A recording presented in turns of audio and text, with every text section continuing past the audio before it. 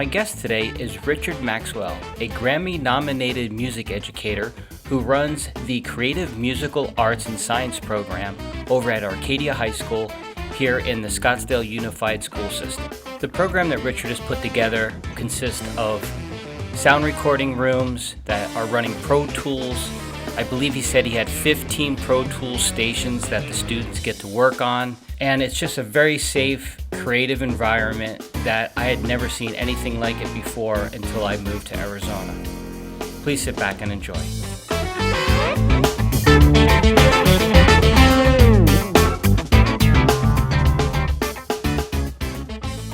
Basically, on a whim, a weird situation develops, and I get a phone call from the then band teacher of all things at Arcadia. This is the late 90s. I'm giving away my age a little bit, I suppose. But we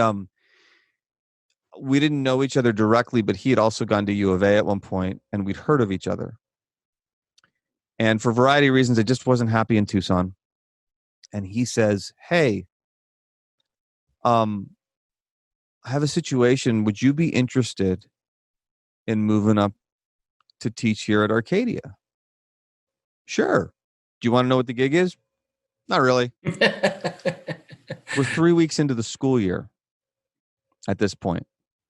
So I come up and I spend a day with him at the school, getting a sense for what it is. And I walk away thinking, okay, this could be kind of cool.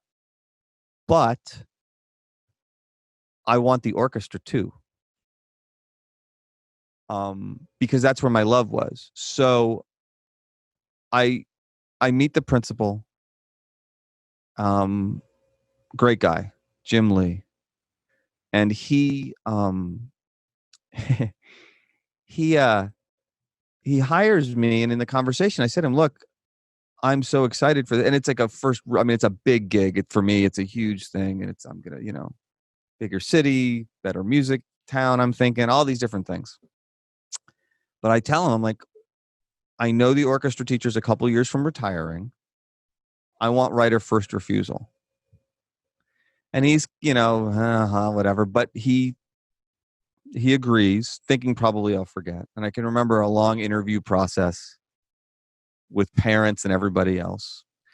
Basically, what happens is after my first year, a couple of things happen that kind of get things a little weird. So I'm still trying to do my own thing in the world of regular music, but I don't know enough about the Phoenix music scene at the time. I'm also trying to hold down this job that is awesome, but kind of beating me up just because I'm new at it. So, and I make a whole bunch of changes. He had a very, very big jazz program, which is awesome. I love jazz, but as a director, which I don't like the word, director makes me feel like a traffic cop if I can steal one of Greg's themes. But that wasn't where I wanted to be. So I morph it into more like wind ensembles, and we get into some pretty heady stuff. And there's a bit of a love-hate with it, but you can see like the level of musicianship. And I'm like, everybody's going to read notes. Like, we're not playing games with this. A lot of rote stuff, a lot of, play it based on your, improvising skills, which is fine. And you need to do that as well. But I had a certain level of standard, and I was still pretty much full of my own brilliance at that point. I mean, let's not kid ourselves. And this is just band at this point? What's that? Was this just this band? Is band. This is that point? First year. Okay. So the second year, two things happen. One is Jim, I guess, decides, the principal, that I must not have completely destroyed things. And he comes to me and he says, "Look, we have this opportunity. It'll expand your contract. We don't have a choir teacher anymore. Can you take over the choir?" Wow. I very foolishly said yes. That was a bad idea. It was a bad idea for the kids. It's a bad idea it was just bad. It was well-intentioned. If I had that opportunity now, because I do a lot of stuff with a lot of vocalists now I could do it and do it comfortably and make that experience significant in a way for those kids that they would be glad, I think, that they had it. Not then. Oh my gosh. Literally, I want you to imagine the worst possible experience for those students, and then be grateful if they would have had even half of that level of a caliber of experience. It was horrible. But the other thing he asks me to do is take over the guitar class/club, because he Interesting. knows that I gig a little bit and I do the singer-songwriter thing a little bit and the studio stuff a little bit. He knows I have these other interests, but he doesn't really know to what extent. And, you know, I'm not responsible basically anybody but myself in terms of my time at that point. I don't have any real, why not? And it's money and it's a gig and I like the school and I like the people there and I like the community and da da da da. So sure, why not? So I take on this whole thing, and basically what happens is things start to build, and eventually you wind up with, I have 2 full symphony orchestras, winds, strings, percussion, all in the same rehearsal hall every day, all year round.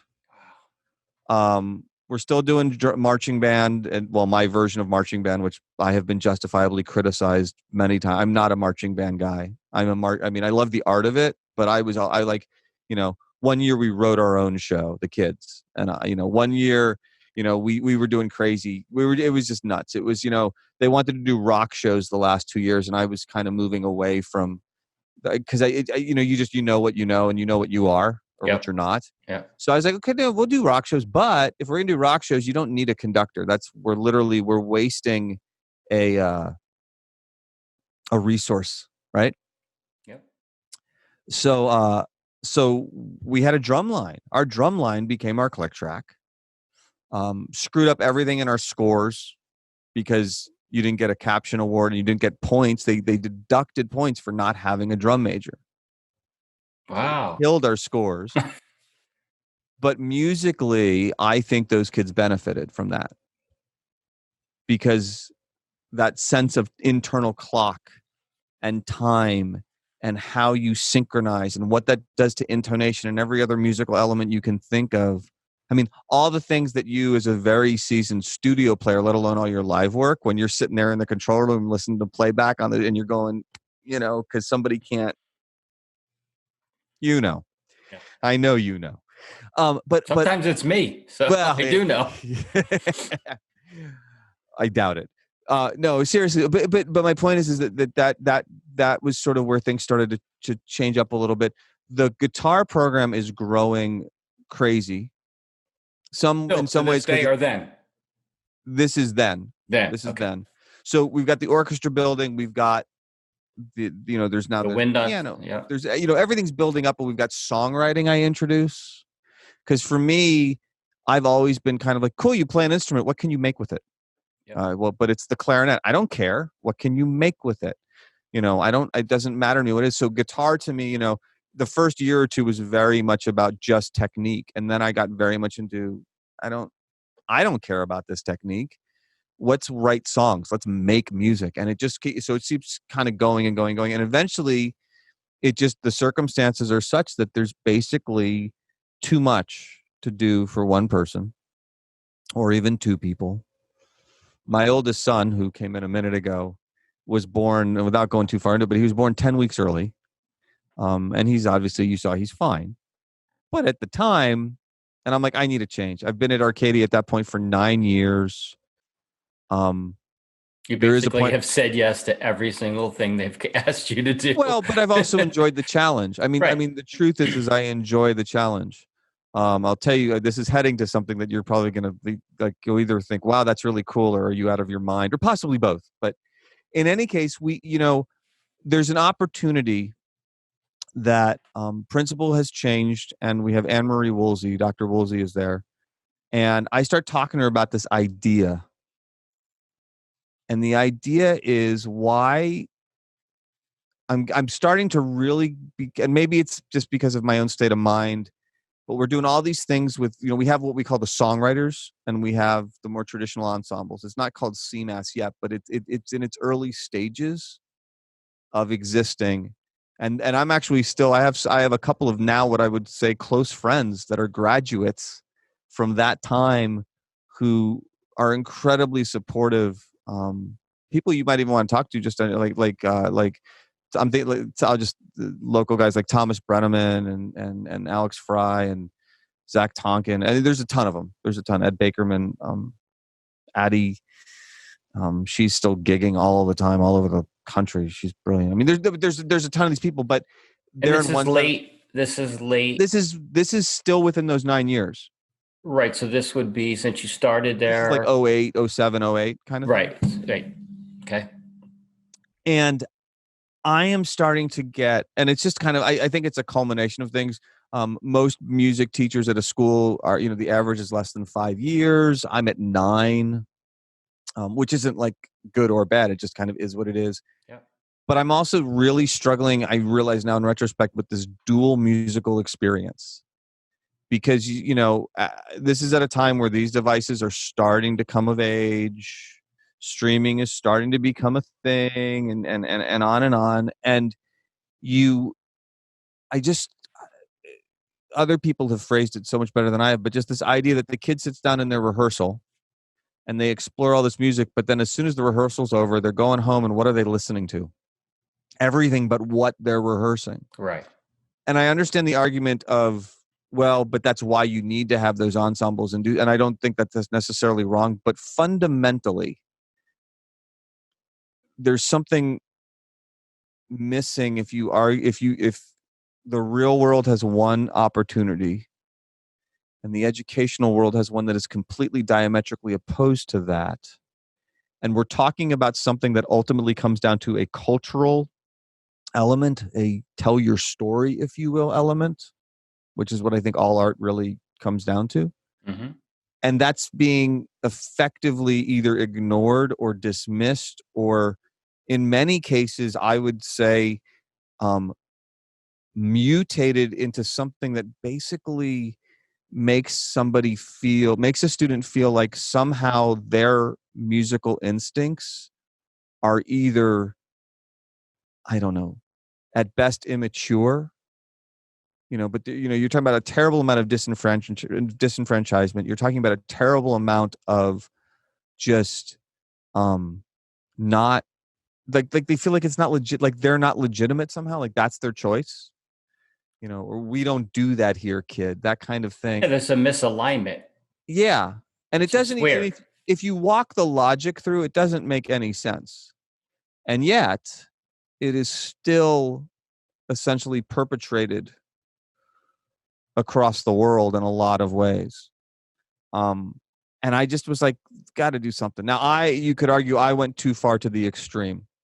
And I regret, though, for all the things we've accomplished and all the things that we've done. And that the program is basically now, I said, okay, look, I've got all these songwriters. We've got this what had become kind of like an industry history class. We've got the guitar players, we had the pianists.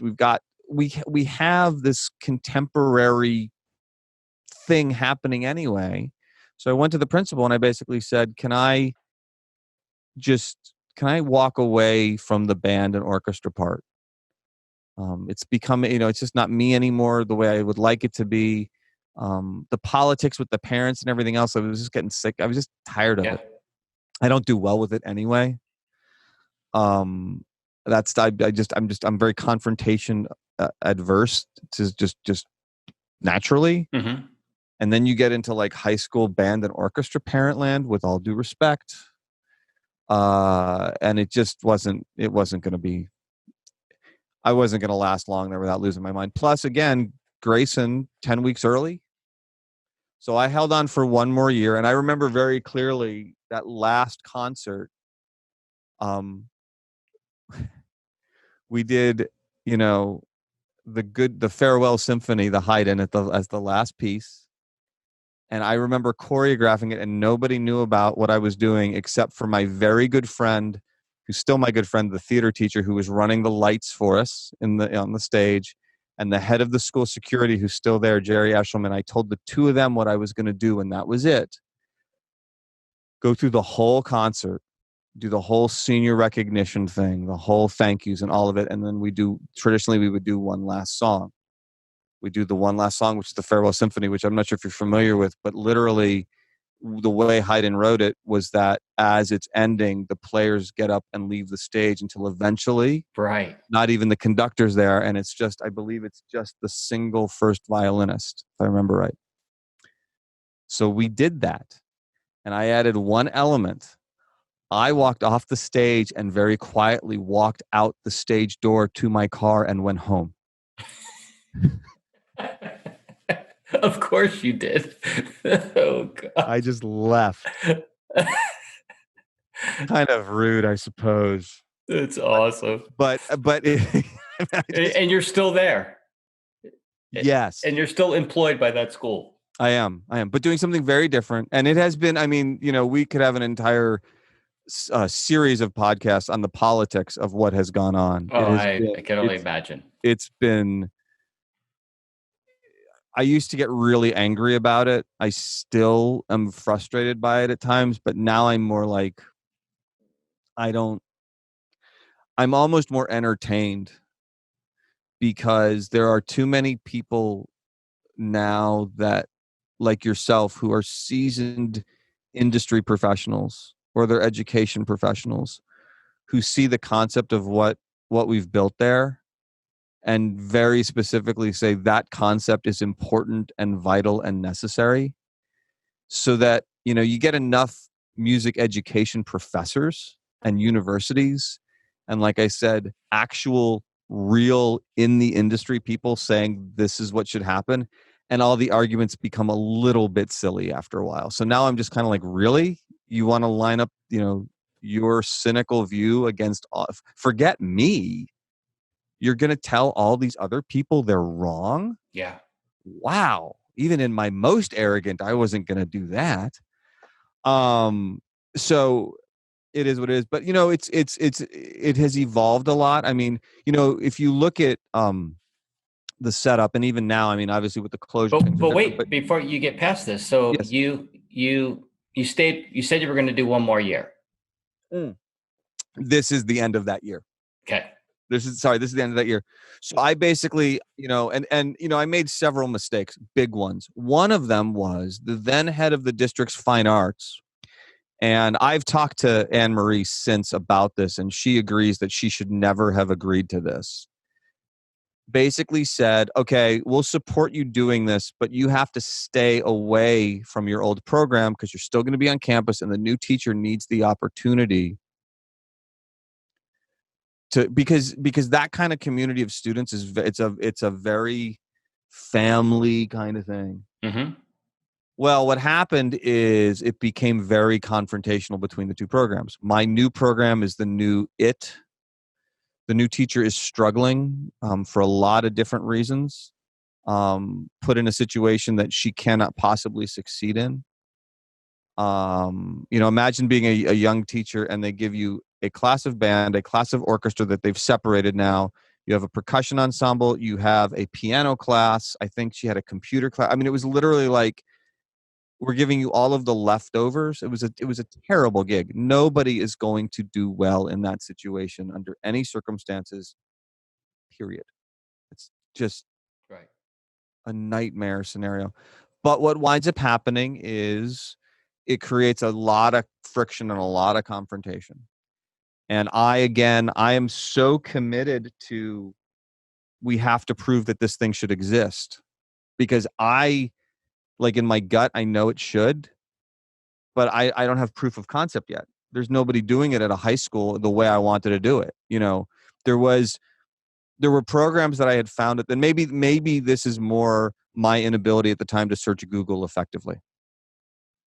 But you had people doing production. Absolutely. You had the technical side of it.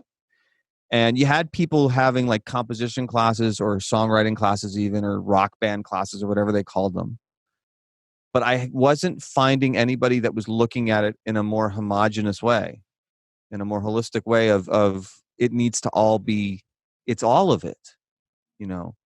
And so I was kind of starting from scratch, and I took a lot of college, curriculum. I talked to a lot of people that were in the industry and just kind of threw things against the wall to see what would stick. But in those early years, as I'm getting, all these criticisms and destroying this, you're killing the traditional program, all these things that are provably false and everything else. But that reputation did build for quite a while. And I was like constantly biting my tongue because, again, if I can avoid the confrontation and put it off, for a little while. I'd rather do that. It's a bad habit. Don't, Yeah. kids, don't do that. If you're listening, don't do that. But no, so I really I struggle with that a lot. But we kept building things. And one of the things there are a couple of things that I've discovered in all of this, which is that kind of like what I was saying earlier about the shows we did even during the COVID closure that are very imperfect.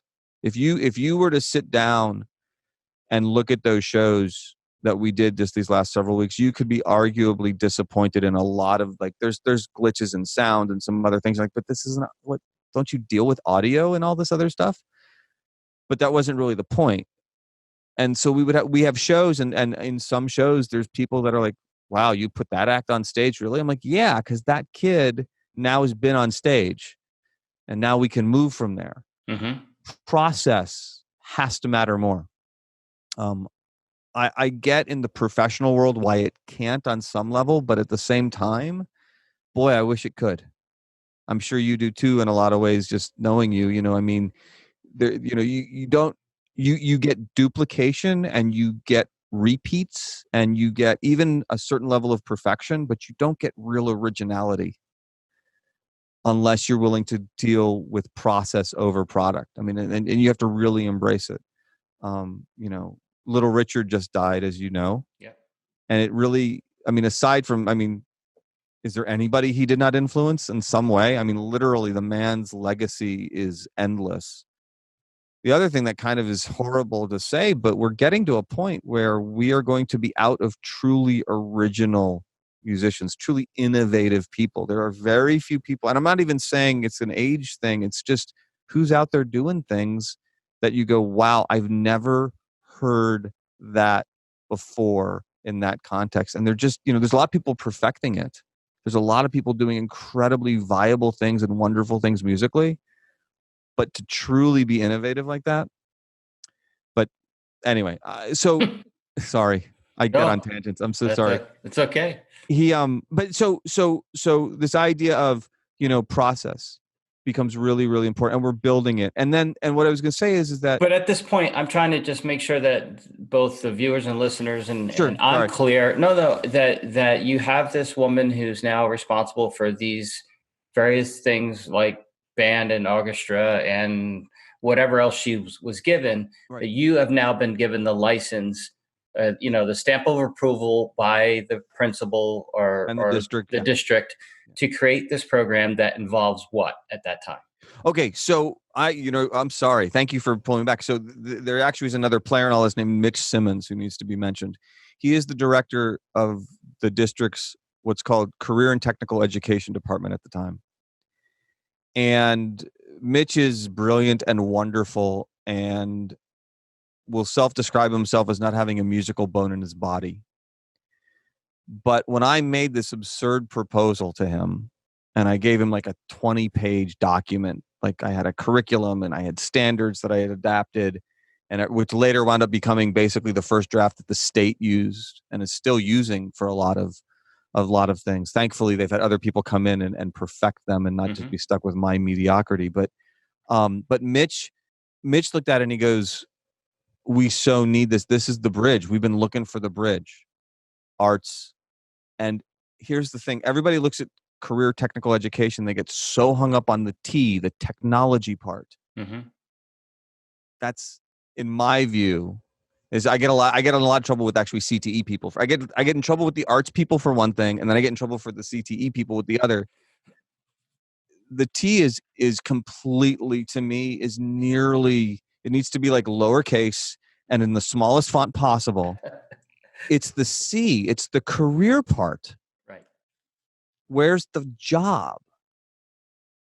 Mitch saw it even better. Like I understood, it was my idea, but he saw other things in it, and he's like, oh my gosh, kids could get jobs in these industries. I'm like, yeah, we could. And he gave me, it was a perfect storm. He gave me the flexibility to just screw it up and rework it and reiterate it and retry. And my principal did the same thing. And coming back to these shows that we had done, I told you I knew I would loop around back to my tangent. One of And the this is things that still 2009? we're Is still in this 2009, okay? but it Okay. relates to something that just happened in the last few weeks. Okay. When you have students go through a process where we start with essentially nothing, and they go through a self-derived process or a self-adapted process at the very least, and then at the end there's a thing, I don't care what that thing is, that is powerful and wonderful and awesome. And so that when you have, like, we would have shows, we still sometimes have shows that are just like, oh, you got to be kidding me. Because underneath that, there's also the, you got to be kidding me. Yeah. Like, I mean, it works in both directions because it's derived. And one of the things that I've learned is, you know, teachers and educators who live exclusively and vicariously through their students are doomed to get burned out, frustrated, and every other negative you can possibly think of. And I am committed to that completely. I don't think you can be competitive and creative at the same time. I believe that is like one of my very big mantras. I think that you have to be your own creative. Like, I've struggled a lot, like thank God for therapy, a lot with not feeling like I've been able to do my own creative stuff. And I've sort of, over the last year, and it's been a struggle. It's made this year very weird and very difficult in some ways, to say, like, wait, I need to find a way to have my own creative outlets because it's not healthy. Like, it just isn't healthy. And whether that creative outlet is me throwing a video up on YouTube or a song up on SoundCloud that 4 people listen to or 4 million people listen to is kind of not really the issue. But that we go from nothing through the process that a thing exists. It all ties together in this weird Zen yin yang thing. But as we grow, we start doing all kinds of live events. We start very cobbled together. The early parts of the program, in the early versions of the program, I didn't let the kids record anything in the first year. Okay. It was all learn an instrument. I can't. Did you even have the equipment? Oh yeah. That Yeah. early? I mean, it wasn't what we have now. Don't No, get me wrong. but you went in there and you said, I need this, and this to make this happen. So And they got me a bunch of iMacs, and we got some interfaces, and we got Pro Tools early on because I was, we're going to do it for real. And I was very committed to the legitimacy, overcommitted possibly, that I allowed other things to suffer. That battle that the politics of things, that I allowed myself to fall into the traps of these circular logic arguments that now I would never allow myself to do. But, right. past is behind us and what's been has been, and, it is what it is. But it just kept evolving, and it still evolves. And we've gone so far as, there were years the marching band kind of fell into a state of disarray and almost non-existence for several years.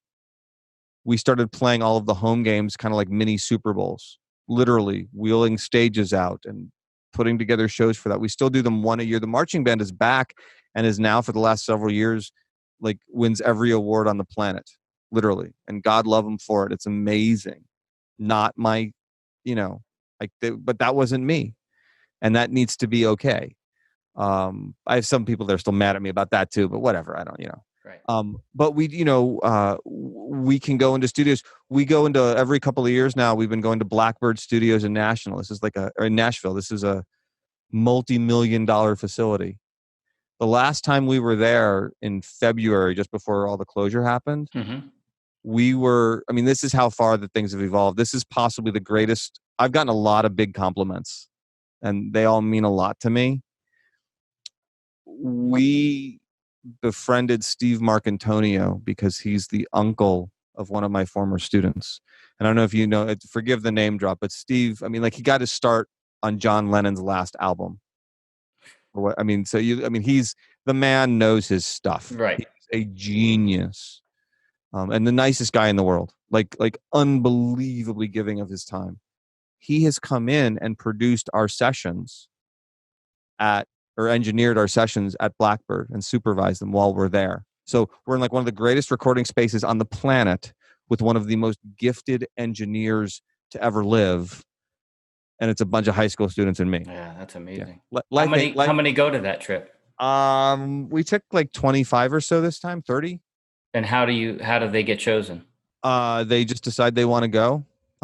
We make it through tax credit. I'm not going to do the cookie dough thing. I'm just not going to, hey, I can't do it. And it's expensive and it sucks. And we try to scholarship where we can. Yep. We don't take nearly as many, but it's an opportunity. We do other things. We go to the Conservatory of Recording Arts and Sciences. I'm looking at doing more. There's a lot of great stuff here in Phoenix for that opportunity. Right. Or similar opportunities, but there is something cool about. I mean, Nashville's Nashville. Let's not kid ourselves. Yep. If I could move anywhere and know I could still make a living, Yep. I'd totally be in Nashville. It's Yep. just, what a great place. But what I was say is that this is unbelievable to me. So Steve walks in and he's giving the students an orientation and he's talking about all this gear and he gets about 2 minutes into it and then he looks at me and then he looks at them and he literally goes, I'm wasting our time. Your kids already know all this. Because he's like talking about how like the studios are set up and everything else. Okay, so that's not even the biggest compliment. We start getting everything set up and the boards placed, and Blackbird's provided interns, and these are very highly skilled professionals. And we've got Steve. Okay, I have a couple of my more experienced students. One in particular, she's like, I don't even think she's 5 feet tall. She's a graduating senior. She's this really quiet, sweet little girl, Emma. And she's up at the board and he just walks away. Like, not like I'm quitting. He walks away and he leans over to me and goes, "You don't need me." That's so funny. He goes, "She's got this." She's like, "I'm going to just sit here and listen and I'll give some suggestions." And literally, that's how we spent an entire day recording, I don't know, 9 or 10 tracks or whatever it was of the student songs. Some of them are great, some of them not so much. It doesn't really matter. But, and it wasn't because he was lazy. Steve's like like between the two of you, it would be a really tough pick of who works harder. I mean, he wasn't just walking away because he didn't feel like helping. He was just like, I'm going to give them the chance at this. And this is it's like an $18-20 million place. This was not like, these weren't inexpensive facilities with inexpensive gear. This was, potentially massive, liability. And he's like, they have this. Just do what you're doing. And I assume Emma's running a Pro Tools session. Oh yeah, right. Yeah, but mostly running the board. On this, I think it was an API, something worth like more than my house, like 10 times over. Sure. In a room. I think at one point Queen had recorded in the same room. I mean, this is not, who knows who else. I mean, it's unbelievable. I mean, but that to me, that was one of those moments where I was like, okay, the ups and downs of everything that may have gone on. Clearly, again, at least in terms of the concept, we're doing okay. If Steve Marcantonio feels like he can let my students run a session on that equipment, okay. Yeah. I'm going to take that for the win. I just am. So the program at this point, still in 2009, involves what different aspects? And how do kids get into it or not be in it? Okay. So, I still, as much as I can, have if you like anything at all about music in any capacity, I want you in here. Okay. If you're hard to work with, this is probably not going to go well. If you're lazy, that's going to be okay as long as you're not blaming me for your laziness. If you own up to it, we'll find a way to make it work. I know that there's a lot of people who say, well, you got to drive the kids, and you know what? That's probably true. I just can't do it. Yeah. Because my brain keeps going back to like I get hung up on you don't want to pick up that instrument and play it? Why would you not want to pick up that instrument and play it? It literally doesn't, I can't sort it. I wish I could. I know that maybe that's a cop out. But basically at this point, everybody comes in and it's a year of intense, got to play instruments. There's a lot of benefits to that. But I start running into a philosophical problem which maybe I needed to get over myself.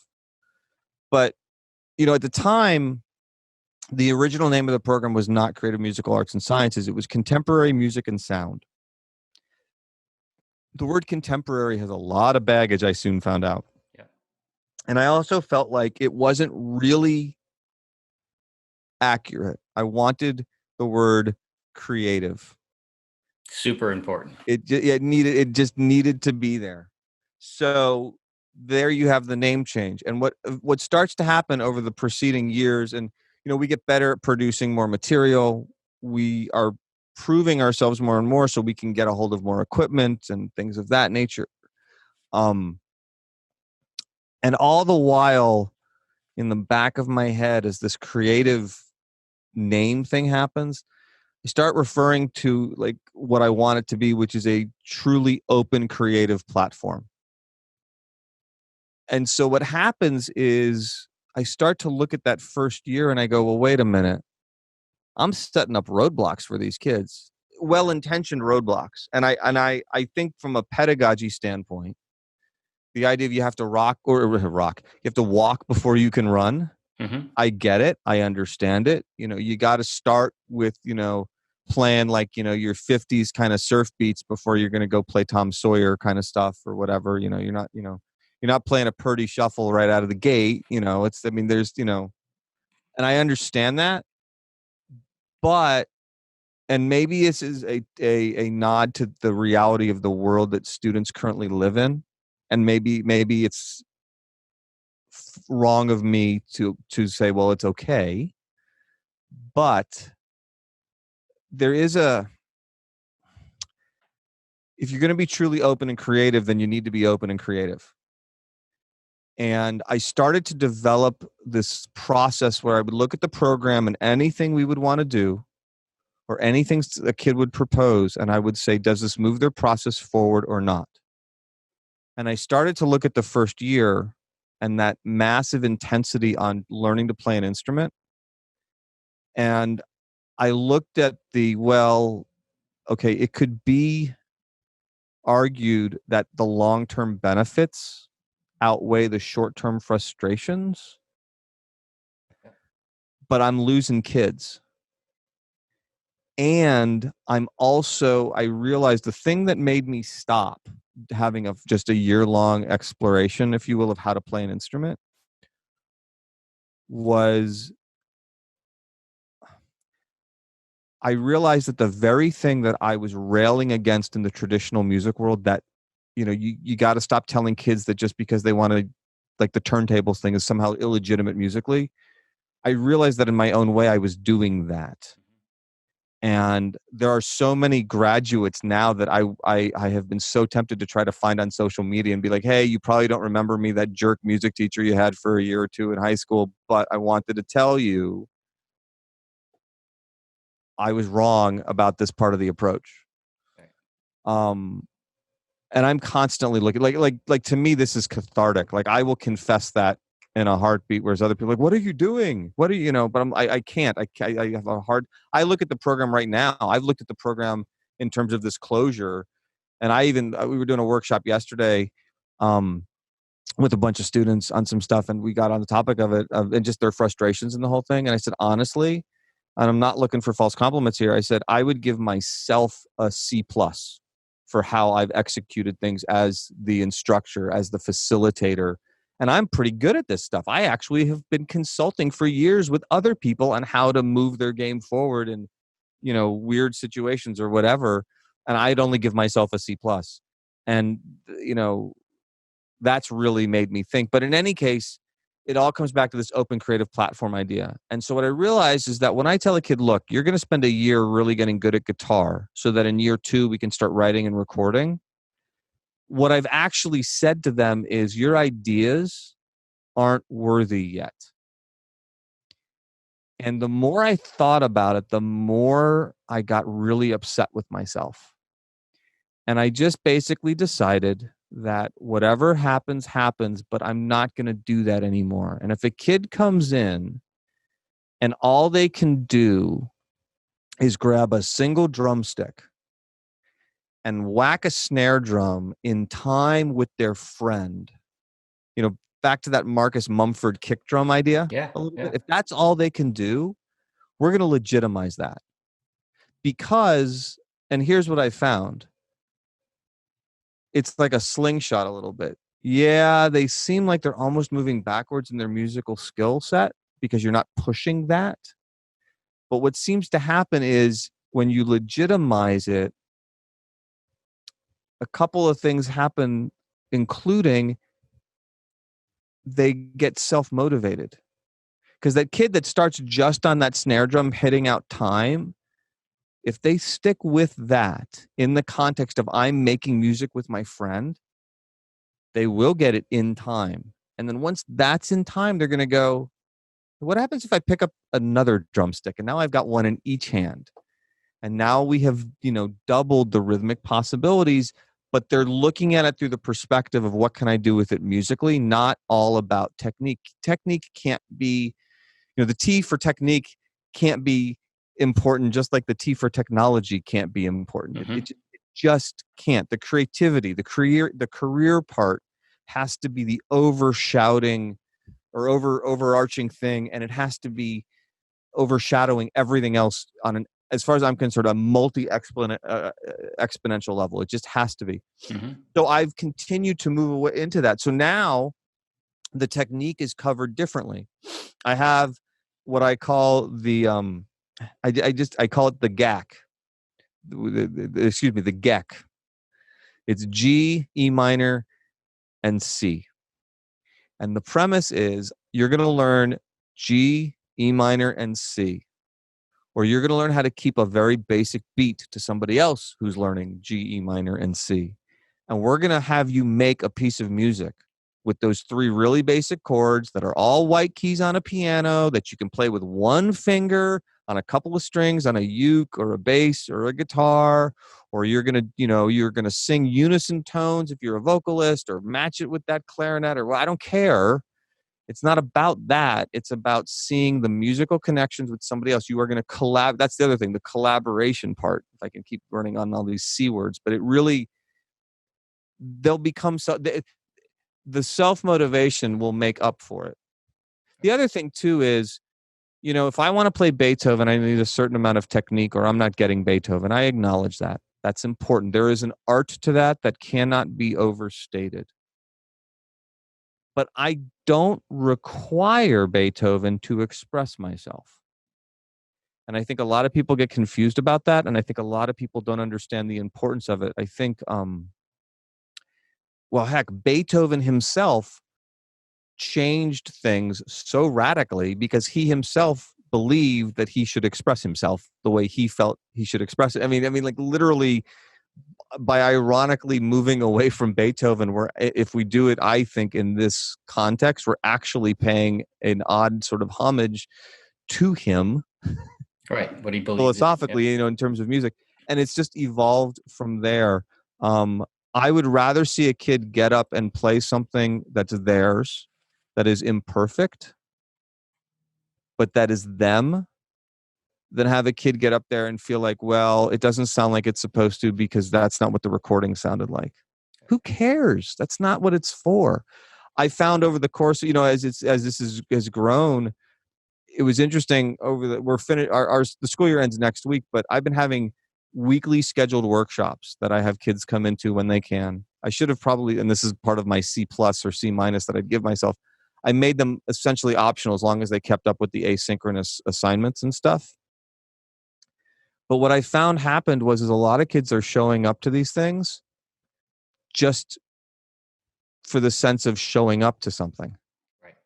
We're having conversations that are rooted see their in friends and yeah, but that's okay. mm-hmm. Like that's turning into good things. Or and frequently what happens is we'll have our session, we'll be talking, we'll come to the end of it, I'll have to go on to something else with another group or whatever, and they'll be saying, hey, can you hit me up real quick, open up another Zoom, or they'll do it on Discord or whatever, and let's play around with some ideas or stuff. So it's they're still making connections. And if they use the workshops for that, do I really have to care that they didn't present the project in the same circumstance? Right. They submitted the project. I'll take a look at it, or we'll do it in a different workshop. It's okay.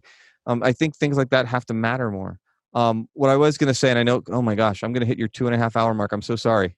I'm It's embarrassed. okay. No, not at I do all. have to, but I do have to share one other part of the program that has evolved since just last year. Um, and I'm glad you're sitting down for this, because when I describe it to you, it's almost comically funny. But I'm going to preface it by telling you that I am now so committed to this because I see the open creative platform element in such a different way now that I'm well into my career as an educator. I'm not that old, but I'm old enough. This has given me so much of an interest in what could the next phase of this CMAS program be that I can't even begin to tell you. I would love to bring back the more traditional ensembles. I know I actually have derived a plan. I know it would work. Politics won't let me do that. Someday I still have a hope, but this is different. Out of the blue last spring, I get asked, and I still don't fully understand why I got asked. I got asked to, of all things, not pilot. I got asked to, it started with teach at Arcadia an engineering design class. Why are you giving me an engineering design class? Well, because you're technically qualified because of the CTE, the way the rules are written for CTE. And you like having the extra contract, and this way you can keep the extra contract. Because I look at everything through the lens of my two little boys. Mm-hmm. I will braid your hair, Joe, for for an extra contract. That's literally where I will totally do it. Sure.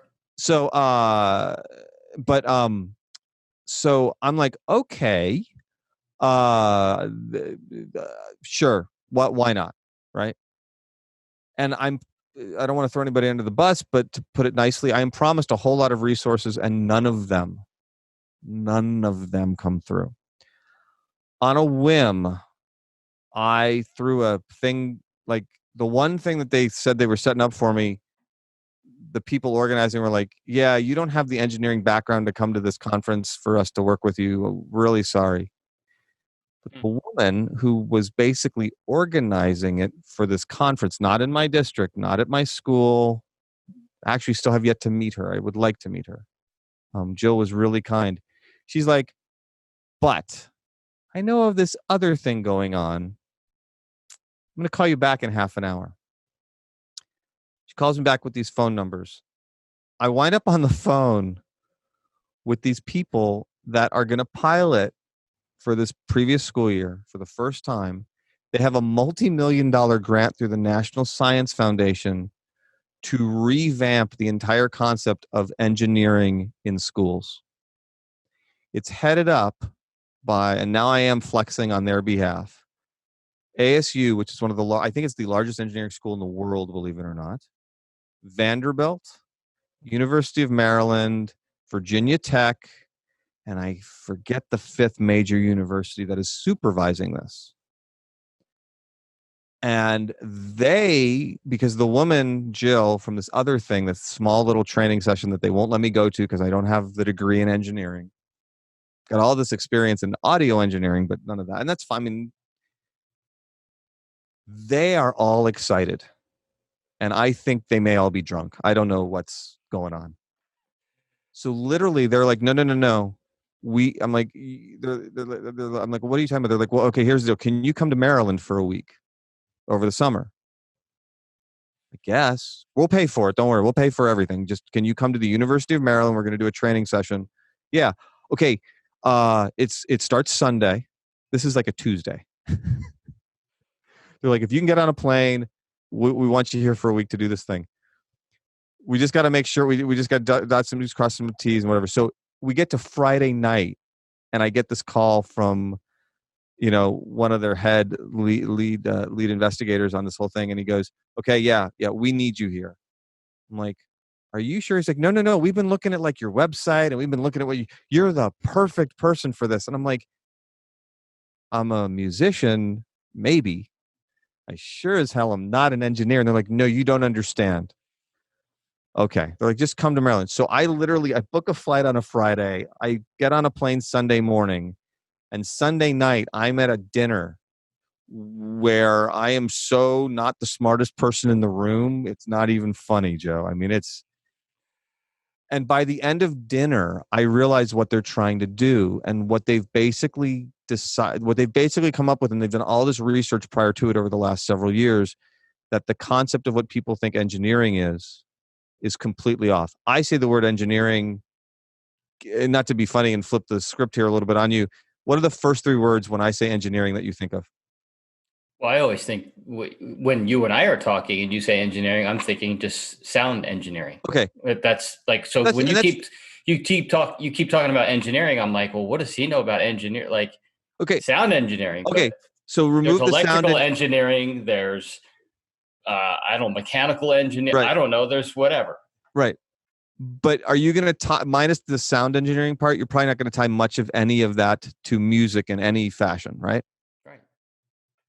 And the thing of it is, where they did all this research is that apparently most people don't tie it to creativity either. And they don't tie it to solving problems for people. And they don't tie it to something that I've latched onto, that there's a story behind every single thing that has to get designed or built or created or engineered, because otherwise, how would you come up with the need? And some of these stories are incredibly impactful. So their whole premise is that they wanted to pilot this year. There were 9 of us across the country, most of them on the East Coast and in the Midwest. I was the only one. Part of the reason they got excited, I think, was also because I was from Arizona, and Arizona didn't have anybody in it. And the University of Arizona was one of the biggest contributors to this whole thing. Excuse me, not University, Arizona State. Mm-hmm. But in any case, but what started to happen, we started having these conversations. And by the end of dinner, we are talking about what they call the engineering design process, and what I have for years been calling and have gotten, I guess you could say, known for, of the creative process.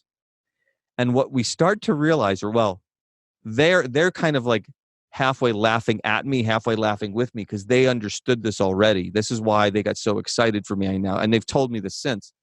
Because when you take the two processes, engineering design and creative process, and you put them next to each other, when you keep the definitions the same but change the jargon on a few terms, they're not just similar, they're actually identical in a really freaky way.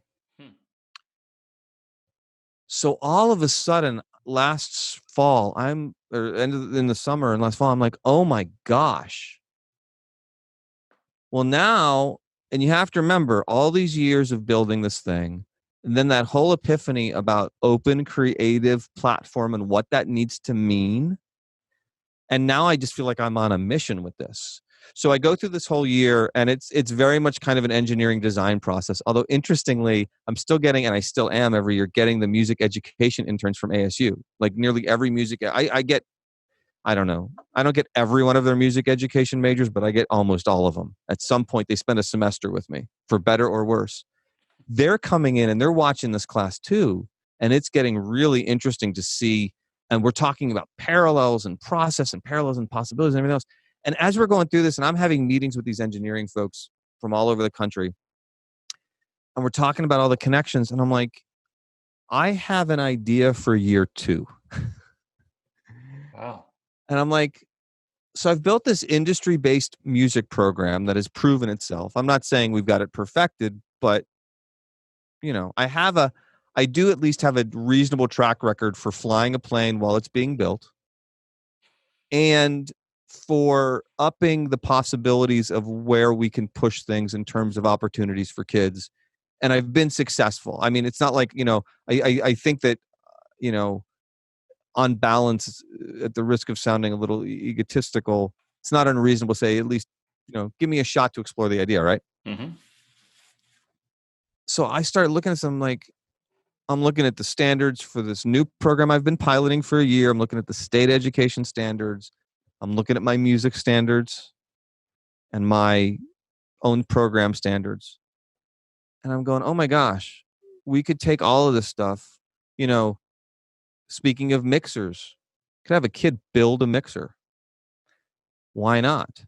They're going to have to, I mean, there's electrical engineering in that. We're getting into mechanical engineering because of what a mixer does in terms of its functions, in terms of controlling the sound in a space, in a room. There's all kinds of engineering already that, and I was throwing in little projects throughout the year, had them designing windows. We need a window between our control room and our live studio space. These are the champagne first world problems that we have in CMAS. But I had the engineering students designing how that would look. We were talking, the lighting on the sound stage and how could we build a different mechanism, door thresholds. I mean, we were already starting to do some of these stuff, at least as concepts, and on all these different things. And I'm like, there's so many things. So I called the head of the state department. Wait. I'm sorry. Please tell me you're addressing the buzz that can potentially come through the console from the lights. Oh, absolutely. No, we're And talking about the electrical please, interference. please tell me you're talking about the awful sound of the air conditioner when it comes on while you're in the middle of it. Absolutely. All those things we struggle. That's right. Right now above my head, there's a fan because we live in Arizona, and this is a house that I've been very lucky enough to be able to convert to a nice home studio, but it's still a house, not built as a studio from scratch. And we're talking about things of that nature. How do you deal with isolation when you don't have isolation? I mean, you name it. We're dealing with all this kinds of, and it's endless. And this is my point. So I have this idea. My district, God love them, doesn't quite see it, but the people who run the pilot with the National Science Foundation, they're looking at it and they're going, you're basically just talking about changing up the projects, not really changing up the standards or the curriculum goals. I'm like, exactly, because it's the same thing. It's just the same thing. So I call the head of the State Department of Ed, who I get along with, to be fair. And I'm just like, I just want to run this by you so that if anybody comes back and says you can't or shouldn't, and she hears the idea and she's like, I already wanted to take your classes, and now I think I'm gonna come take your class. Like, she's all over it. But she's giving me ideas. So now, just to give you a sense of where this is headed, she goes, okay, what about this?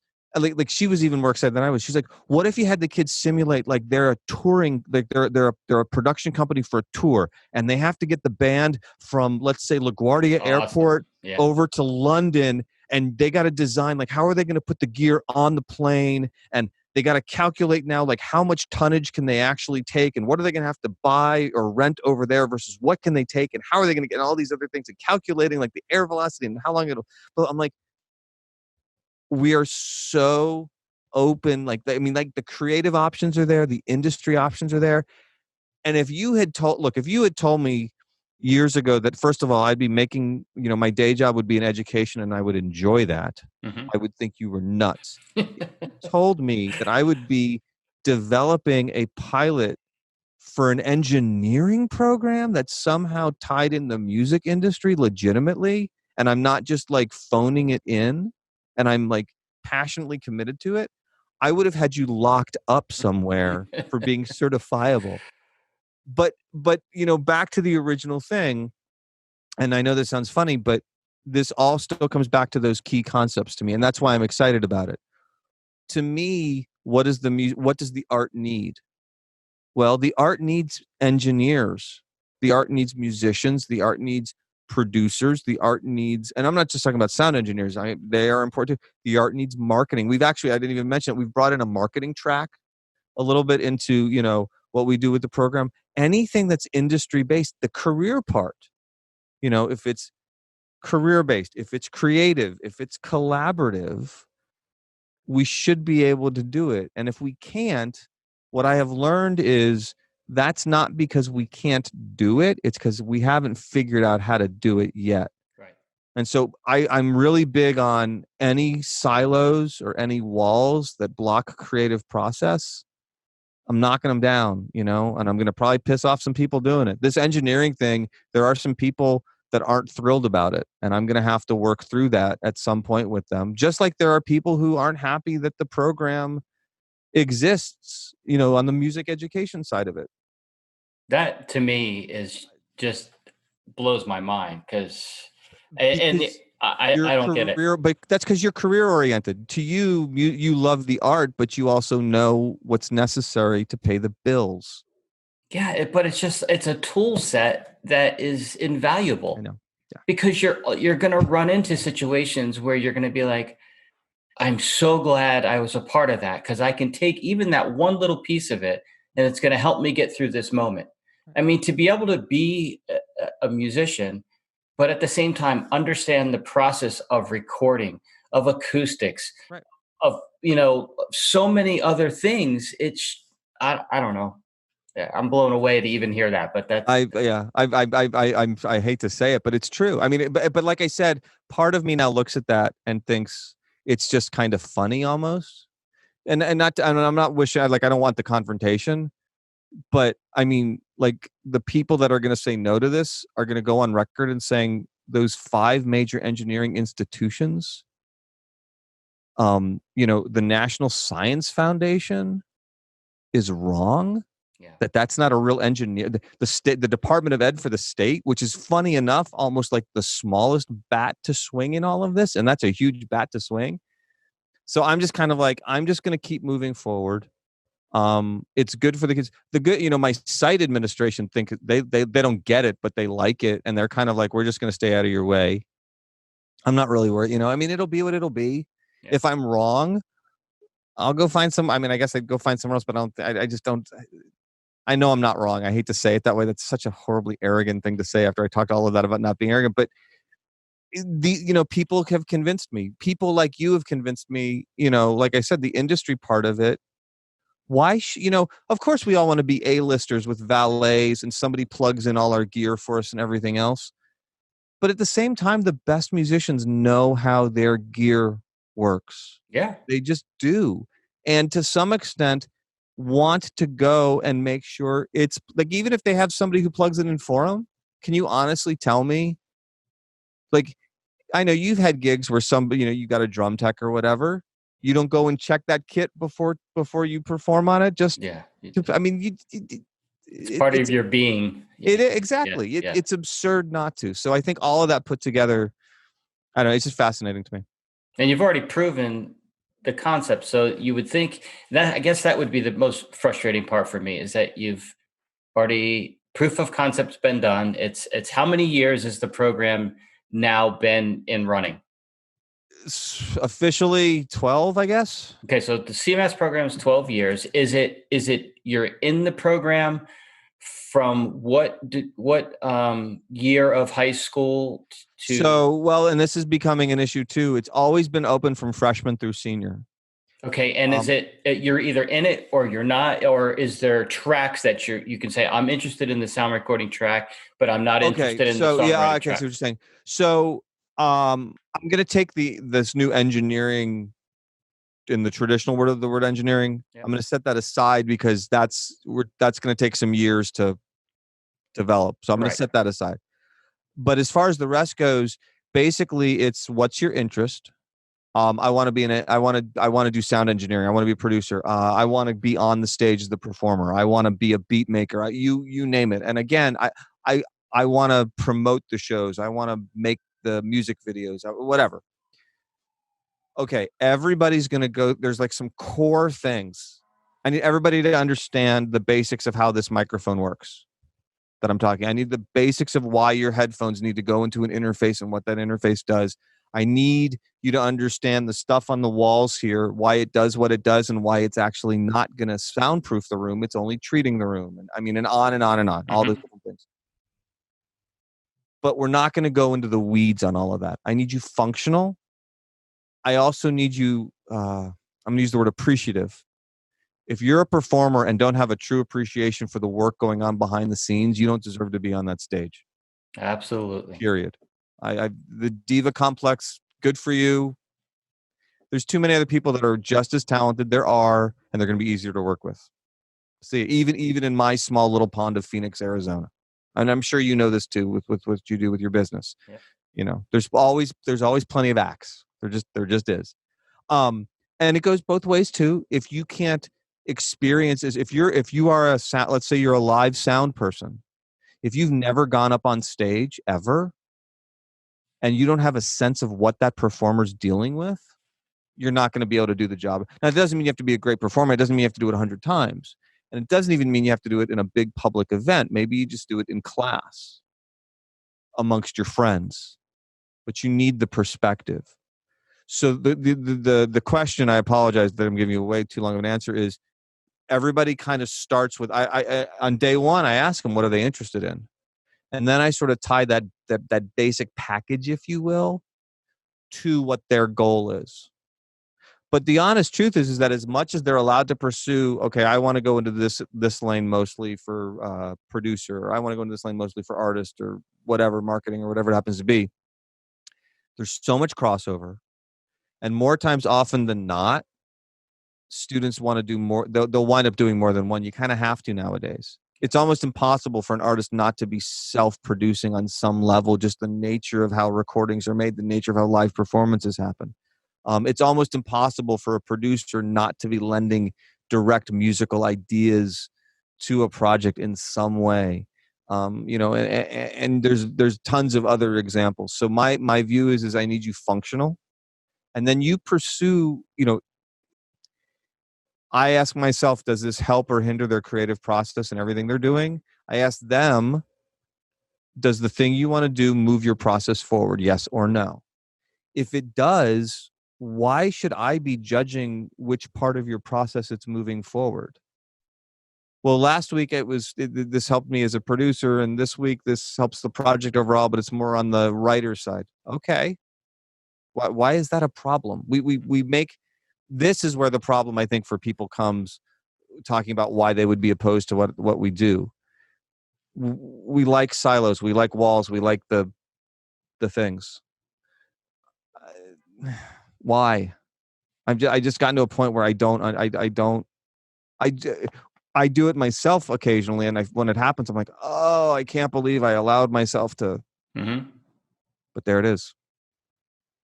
And each year there's a different level, right? So there's technically 3 levels, but they can repeat the third one for a 4th year if they want. Mm-hmm. But it's, the levels to some extent are a way to check a box off in terms of the paper that needs to be filled out, and the we have to have certain things in a certain alignment from a curriculum standpoint. But the truth is that it's about refining your process. And so the kid that comes in as a freshman who doesn't have a lot of experience and then looks at the senior who's like, just hemorrhaging ideas and recordings and live shows and whatever it happens to be. The difference usually is not about talent. It's just experience. It's just, it's efficiency. Right. Yeah. And it's really just about developing that. So you go through, there's an essentials level, it's called, there's an advanced level, and then there's an independent level, it's called. But they all basically are the same thing. It's just that you can go further into the weeds more efficiently the more you do. That's like anything else. It's like an athlete. I mean, it's the same. But there are requirements, so there aren't separate tracks. You can't be part of CMAS and just take small chunks of stuff. You're in it or you're not. And if you're in it, you're doing potentially songwriting, sound recording, and engineering. Once you it's like micro macro, I guess is the best way to look at it. There are some things everybody does regardless of their own personal interest. Okay. But these are designed to be short, like 1 day kind of things. Okay. They are rooted in, here is a concept. I need you to understand the concept at least enough so that you can decide later on a bigger project that you're going to decide the parameters of, if you want to apply this concept to it or not. If you decide no, that's fine. I just need you to be making deliberate, creative decisions. There are happy accidents, I'll grant you, but only to a point. I hit random buttons and I like it, I'm done. Okay. But now we need to go in and look at what happened when you hit the random buttons that you like it. We can't just make a career out of that. You're right. Accidentally left the reverb button on, and right, and that's fine. And it bled, right. And there's nothing wrong with that. But you do need to go back in at some point and figure out, oh, it is because I left the reverb button in that position. Yeah. And what did that do to the signal? And why do I like it so much? Yeah. Of course things will happen accidentally, but you can't survive on that. But yeah, they can very much pick their own thing. I would rather they would. This is back to that whole learning an instrument thing. I'd rather them pick, I don't do, okay, today everybody's doing jazz and tomorrow everybody's doing reggae. And then the next day everybody's doing, country, and then everybody's doing metal. And no, they'll be exposed through various exercises we'll do, through listening to other people's projects, to different styles and everything else. And they need to be creatively motivated. They just do. There's too many options for them to be distracted. There's too many things for them to be unmotivated anyway. Some people argue that I'm pandering to the lowest common denominator. I don't think so. I think initially you could maybe say that, but what happens is that you wind up with, wow, you've had 7 weeks of basically completely open-ended creative time that I've been going around assisting, as you need it, but you're in control of it. That's a pretty cool trade-off. Yeah, and I think from what I saw when I was there and watched the part where they played back their recorded songs, Oh and yeah, the there was, workshops. Yeah, yep. yeah, the critiquing session, or whatever you Mhm. call them. Yeah. Yeah, yeah. The workshop. Yeah. I think by giving that openness to it, they rise to the occasion. Oh yeah. Yeah. Where and they go past it, like they go beyond what you thought they would have done, because you didn't just say, here's the ceiling. Right. That's Well, what I exactly. saw in it, and everyone was super That's so cool. supportive around each person. Oh So yeah. they, I mean, yeah, we don't have a lot. I have very few rules. One of them is if this cannot be a place to be safe, creatively, this isn't yep, going to work. You and that have came to be out able to. immediately when I was there. Yeah, you have to be able to play something and have it just suck. Yep. It's got to be god awful terrible. Not because we want you to do badly, but because if you don't, then you don't move. You, like you said, you don't move beyond. Yep. The other thing is what you're talking about to me. I'm so glad this makes me feel really good, because this is kind of proof of what I'm saying. That works because we never delegitimize their interest. Oh, that's a cute. Oh, you like that? That's cute. We don't do that here. No, we're not, because by saying it's going to open, because what winds up happening invariably is the kid that comes in, and this happens all the time. Yeah, I mean, you seem nice, but I don't like your style of music. And then 2 weeks later, those two are working in a group that they got together voluntarily on their own, because in one of the first workshops, they heard each other's stuff and we're just like, oh, wait a minute. That's actually, well, they're my friend. That's kind of interesting. You know what? I'll work with you. Sure. And then all of a sudden there's like, acoustic guitars in the speed metal song, and nobody can figure out what's the opera, vocalist doing in the country piece, or whatever it is, Yep. because it's creatively interesting to them. Yep. That's the whole point. And as long as that keeps evolving, we'll keep at it, I think. Well, it's really cool. We could go so deep into this because it's so interesting to me. Like I said, Well, thanks. I only wish I had this opportunity when I was growing up, because I feel like I could be so much Uh, further off from that exposure. you continue to be way too nice to me, but No, I will say that somebody with your level of musicianship and experience and skills in general, that's a huge compliment, and one of the reasons why I believe in what we're doing.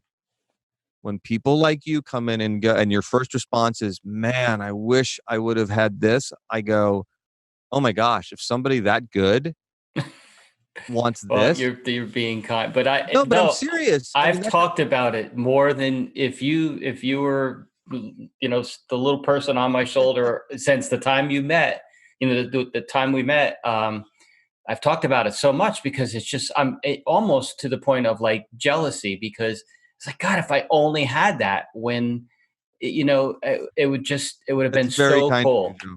I No, but appreciate it. I believe it in my heart. I don't say I'm not sitting here stroking your ego. It's like I really mean it, and it's Well, thank you. cool. And I think the kids should really, and I know they do appreciate it, because I know how they look at you and talk about you, and you're like, you figured out Uh, that cool balance between being their mentor and their, I don't want to say disciplinary person or whatever it is, but they still respect you, but they still communicate with you on a level that I sounds like a friendship, but it never gets it's I will just tell you, opinions hard. definitely vary on that, but I very much appreciate the It's sentiment. so hard.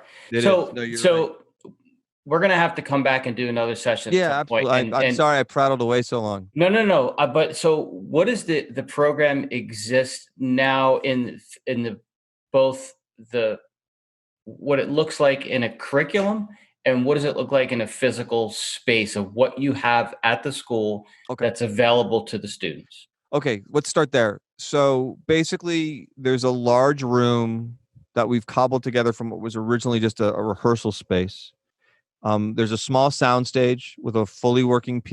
It's set up, designed by the students to be very modular so that they are able to essentially um, reconfigure it as needed in terms of either complexity or not. The drummers rebuild the kit to the configuration that they want based on microphones that we have. Not that the space is big enough to require microphones, but just that they're thinking about that. Yeah. Um, that soundstage has a fully operational, PA system, monitor system, all of that goes with it.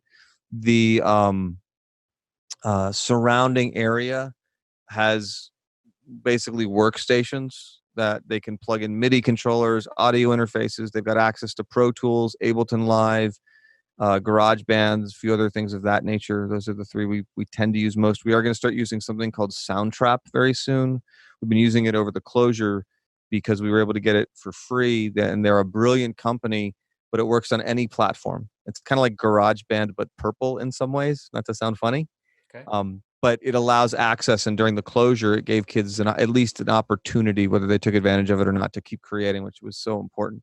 And how many Um, Pro Tool stations do you have?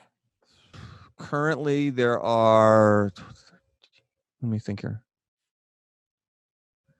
about 20. That's crazy. That's amazing. Yeah, but when you get near, nearly 40 plus kids in a room, and there's issues of open mics.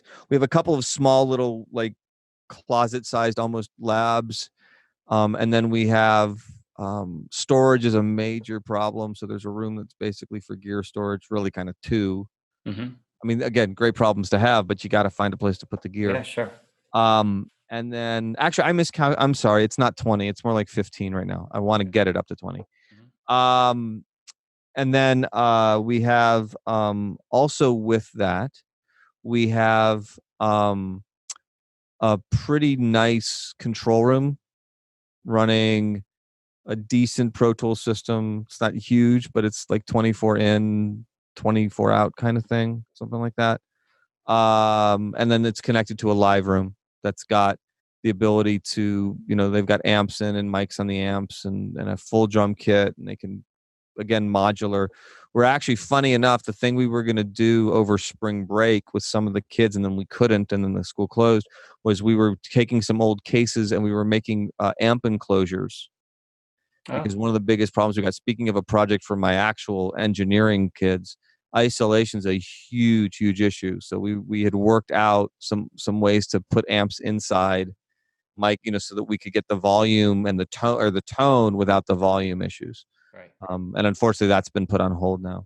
But they can run a full-blown recording session. That's the reason why when we went to Blackbird, much more expensive gear, much fancier facility, but none of the kids were like, and none of them ever are. Whenever we go anywhere on field trips or things like that to others, to quote real studios and stuff, the kids are never confused by any of it.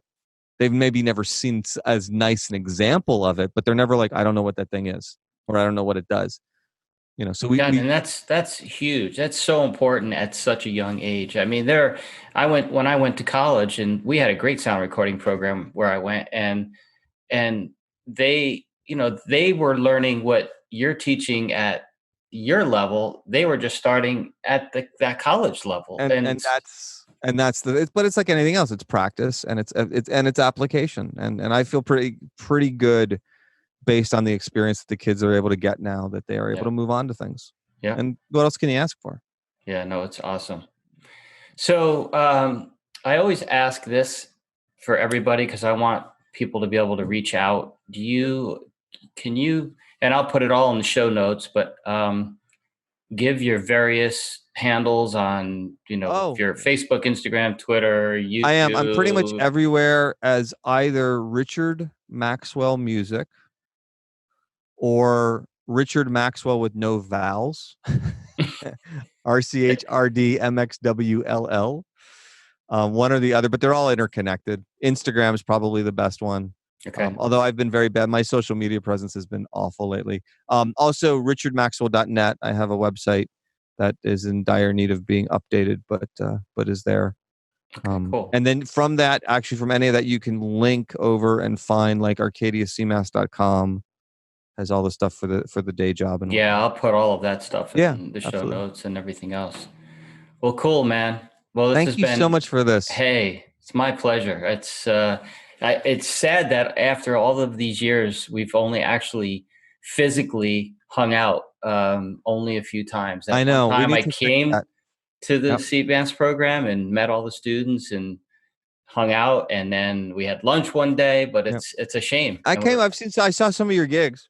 I came to a couple of the shows. Well, if you need your money back, you just I do let me. not at all. I truly admire so much of what you do. I mean, seriously, Well, thank you.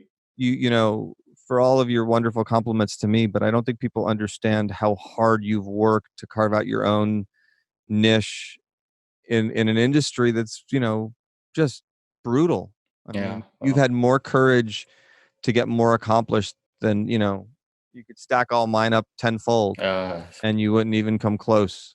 So Well, I appreciate it, man. I really appreciate your time, and I we thanks we for the will invite. do this again. We'll dig into another subject and dig deep into it. And I want you to stay safe You too. and hang in there. And we'll talk soon, man.